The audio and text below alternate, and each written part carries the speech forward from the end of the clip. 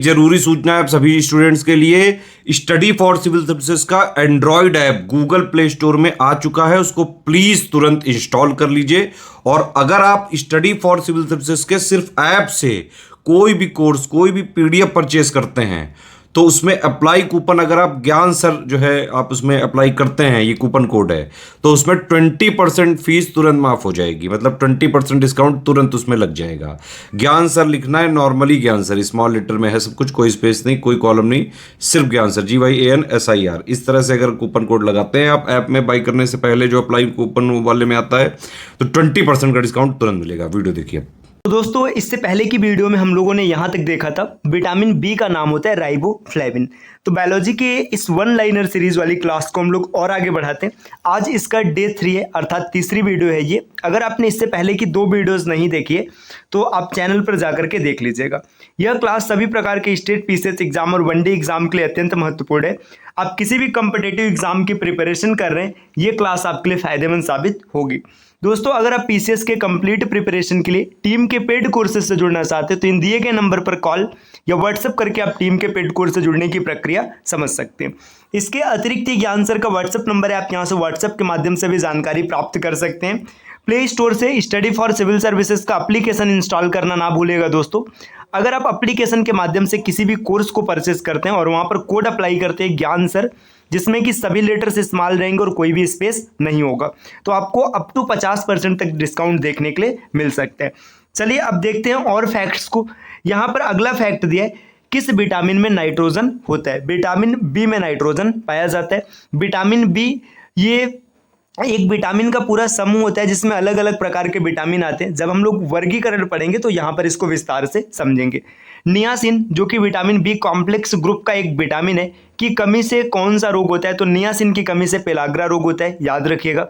Pellagra और scurvy क्रमशः कौन से विटामिन की कमी के कारण होते हैं? देखिए, अभी आपने देखा विटामिन बी कॉम्प्लेक्स जो होता है, इसमें एक कंपोनेंट आता है जिसका नाम होता है विटामिन B3, जिसकी कमी से क्या होता है? पेलाग्रा रोग होता है। और स्कर्वी रोग होता है विटामिन सी की कमी से। आगे दिया है, विटामिन B12 में कौन सी धातु आयन उपस्थित होता है? तो विटामिन B12 में कोबाल्ट पाया जाता है। मसूड़ों से रक्तस्राव, दांतों का गिरना, अस्थियों का भंगुर होना और घाव भरने में देरी किस विटामिन की कमी से होता है? विटामिन सी की कमी से। आगे दिया, किस विटामिन की कमी से स्कर्वी रोग होता है? ये रिपीटेड डेटा है, तो विटामिन सी की कमी से स्कर्वी रोग होता है। कौन विटामिन सी का सबसे अच्छा स्रोत है? देखिए दोस्तों, विटामिन सी का जो सबसे अच्छा स्रोत है, ये नींबू परिवार के फल होते हैं। लेकिन जब ये क्वेश्चन पेपर में बना होगा तो वहां पर नींबू परिवार के किसी फल का नाम नहीं दिया गया होगा, इस वजह से सेब वहां विकल्प में मिला होगा, तो यहाँ पर सेब रखा गया है। घाव भरने के लिए विटामिनों में कौन सहायक है? तो घाव भरने के लिए विटामिन सी सहायक होता है। आगे दिया, कोलेकैल्सिफेरॉल रासायनिक यौगिक का सामान्य नाम है विटामिन डी। कौन सा विटामिन कैल्शियम के अवशोषण में सहायक है? Vitamin D. किसकी कमी से रिकेट्स रोग होता है? रिकेट्स रोग में हड्डियां टेढ़ी मेढ़ी हो जाती, जो विटामिन डी की कमी से होता है। अगर एक व्यक्ति रिकेट्स से पीड़ित है तो व्यक्ति में कमी है विटामिन डी की। देखिए, डी की कमी से रिकेट्स रोग होता है। अगर रिकेट्स से पीड़ित है तो उसके अंदर डी की कमी है। में सब विटामिन डी सबसे ज़्यादा होता है। कॉड लिवर तेल में विटामिन डी की मात्रा सबसे ज़्यादा होती है। मछली से प्राप्त होने वाला कॉड लिवर तेल किस विटामिन से समृद्ध होता है? विटामिन डी से समृद्ध होता है। ऐसा कौन सा विटामिन है जिसकी अत्यधिक मात्रा के सेवन से वे शरीर में संग्रहित हो जाते हैं और घातक प्रभाव डालते हैं? विटामिन ए और डी। ए और डी का अगर आप अधिक सेवन करते हैं तो शरीर में ये स्टोर हो जाएंगे और इसका दुष्प्रभाव देखने के लिए मिलेगा। यह विटामिन टोकाफेराल होता है। तो टोकाफेराल या टोकोफेराल विटामिन ई का नाम होता है। कौन सा विटामिन ई का अच्छा स्रोत है? तो हरी एवं ताजी सब्जियां विटामिन ई का स्रोत होती हैं। विटामिन ई का सबसे महत्वपूर्ण स्रोत कौन है? गेहूं अंकुर का तेल। विटामिन के विशिष्ट भूमिका किसके संश्लेषण में निभाता है? प्रोथ्रोम्बिन। प्रोथ्रोम्बिन एक ऐसा कंपोनेंट होता है जो रुधिर स्कंदन में सहायता करता है। विटामिनों में से कौन सा एक रक्त के स्कंदन में कार्य करता है? तो विटामिन के। देखिए, जस्ट अभी हम लोगों ने देखा है कि प्रोथ्रोम्बिन जो रुधिर स्कंदन में सहायता करता है विटामिन के से उत्पन्न होता है, अर्थात विटामिन के रुधिर स्कंदन में सहायता करेगा। यहाँ पर दिया है अल्फा अल्फा विटामिन के का एक अच्छा स्रोत है, तो ये भी याद रखिएगा। कौन सा यौगिक एक विटामिन नहीं है? तो थायरॉक्सिन। थायरॉक्सिन विटामिन की श्रेणी में नहीं आता है। आगे दिया है, बच्चों में क्वाशियोरकर रोग किस कारण होता है? तो क्वाशियोरकर रोग प्रोटीन के कमी के कारण होता है। तो यहाँ पर दिया है, आहार में कार्बोहाइड्रेट और वसा की पर्याप्त मात्रा किंतु प्रोटीन की कमी। तो प्रोटीन की कमी से क्वाशियोरकर रोग होता है, याद रखिएगा। अस्थि एवं दांत निर्माण हेतु किनकी आवश्यकता होती? कैल्शियम एवं फास्फोरस। तो कैल्शियम और फास्फोरस की सहायता से अस्थि और दांत का निर्माण होता है। कौन सा विटामिन उष्मा द्वारा आसानी से नष्ट हो जाता है? एस्कॉर्बिक एसिड विटामिन का एक रूप है जो उष्मा के कारण आसानी से नष्ट हो जाता है। आहार में लवण का मुख्य उपयोग है भोजन के पाचन के लिए अपेक्षित हाइड्रोक्लोरिक अम्ल लघु मात्रा में पैदा करना। तो जो लवण है, लवण का मुख्य उपयोग क्या होता है कि हाइड्रोक्लोरिक अम्ल पैदा करे ताकि भोजन का आसानी से पाचन हो सके।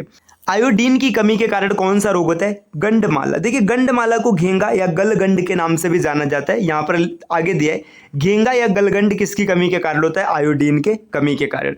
रक्ताल्पता स्थिति किस वजह से होती है? तो आरसीबी रेड ब्लड कार्पसेल्स की कमी होने पर उसे रक्ताल्पता कहते हैं।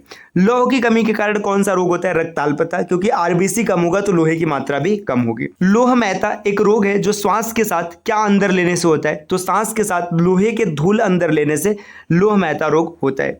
गर्भवती महिलाओं को विशेषकर पहली तिमाही में उनके आहार में हरे पत्ते वाली सब्जियां पर्याप्त मात्रा में लेने की सलाह क्यों दी जाती है? क्योंकि फोलिक अम्ल के प्रचुर स्रोत हैं जो डीएनए संश्लेषण के लिए आवश्यक होते हैं। कौन सा खाद्य स्रोत लोहे का सर्वोत्तम स्रोत है? सेब लोहे का सर्वोत्तम स्रोत है। कौन सा एक कैल्शियम का समृद्ध स्रोत नहीं है? तो गाजर विटामिन ए का स्रोत है, कैल्शियम का स्रोत नहीं है। मनुष्य के उपयोग के लिए कार्बनिक भोजन को बेहतर माना जाता है क्योंकि इसे रसायन एवं सिंथेटिक कीटनाशकों का प्रयोग किए बिना उगाया जाता है। भोजन से प्राप्त ऊर्जा को कैसे नापते हैं? कैलोरी में। एक गिलास पानी पीने से कितनी ऊर्जा मिलती है? 0। एंजाइम ठीक से काम कर पाए इसके लिए कौन सा यौगिक आवश्यक है? विटामिन। विकर मूलतः होते हैं, तो जो विकर होता है, जो एंजाइम, इसको इंग्लिश में एंजाइम कहते हैं, ये भी याद रखिएगा। तो एंजाइम जो होता है मूल रूप से प्रोटीन होता है। भोजन के संबंध में गलत है, यह एक अकार्बनिक पदार्थ है। आगे दिया प्रक्रिया के द्वारा आहार नली में किस तरह भोजन जाता है? अंतर्ग्रहण के द्वारा आहार नली में भोजन जाता है। भोजन नली की दीवारों के संकुचन और प्रसरण को गति को कहते हैं क्रमाकुंचन। और आगे बढ़ेंगे दोस्तों, यहाँ पर दिया भोजन प्रायः किस में पचता है? छोटी आंत। सिग्मोइड कोलन किसका भाग है? बड़ी आंत का। डियाडेनम का भाग है, तो डियाडेनम भी बड़ी आंत का भाग है। एंजाइम प्रोटीन होता है। एंजाइम एक बायो उत्प्रेरक है, ये भी याद रखिएगा। एंजाइमों में से क्या एक श्रृंखला में होते हैं? Amino acid. एमिनो अम्ल के बहुलक को प्रोटीन कहते हैं और प्रोटीन एंजाइम होता है। मानव तंत्र में कौन सा एक पाचक एंजाइम नहीं है? गैस्ट्रिन पाचक एंजाइम नहीं है। लार किसके पाचन में मदद करता है? स्टार्च के पाचन में। शरीर के किस भाग में पित्त रस का उत्पादन होता है? तो यकृत में होता है। देखिए, ये क्वेश्चन कई बार पेपर में बना है कि पित्त का उत्पादन किससे होता है? तो पित्त का उत्पादन वहां पर पित्ताशय भी ऑप्शन रहते हैं। ज्यादातर स्टूडेंट वही टिक कर देते हो, गलत हो जाता है। पित्ताशय नहीं, पित्त यकृत से उत्पन्न होता है और जमा होता है पित्ताशय में। पित्त जमा होता है पित्ताशय में। और आगे बढ़ेंगे, यहाँ पर दिया है वसा का पाचन करने वाला एंजाइम लाइपेज किसके द्वारा स्रावित होता है? अग्नाशय के द्वारा। लाइपेज द्वारा वसा के जलीय अपघटन पर मिलता है वसी अम्ल और ग्लिसरॉल। मानव के आमाशय में एक्स अम्ल उत्पन्न होता है जो भोजन के पाचन में सहायता करता है। ये एक्स अम्ल होता है हाइड्रोक्लोरिक। कौन आमाशय रस के एक घटक के रूप में पेट से स्रावित नहीं होता है? सल्फ्यूरिक अम्ल। पेट में सल्फ्यूरिक अम्ल का उत्पादन नहीं होता है। तो दोस्तों, ये क्लास रही हम लोगों की। क्लास कैसी लगी कमेंट करके बताइएगा। अब आपसे अगले वीडियो में मिलेंगे। अगर आप इसी प्रकार से कंप्लीट प्रिपरेशन करना चाहते हैं पीसीएस एग्जाम की, तो इन दिए गए नंबर पर कॉल या व्हाट्सएप करके आप टीम के पेड कोर्स से जुड़ने की प्रक्रिया समझ सकते हैं। इसके अतिरिक्त ज्ञान सर का व्हाट्सएप नंबर है, आप यहाँ से व्हाट्सएप के माध्यम से भी जानकारी प्राप्त कर सकते हैं। मिलते हैं आपसे अगले वीडियो में, तब तक के लिए नमस्कार।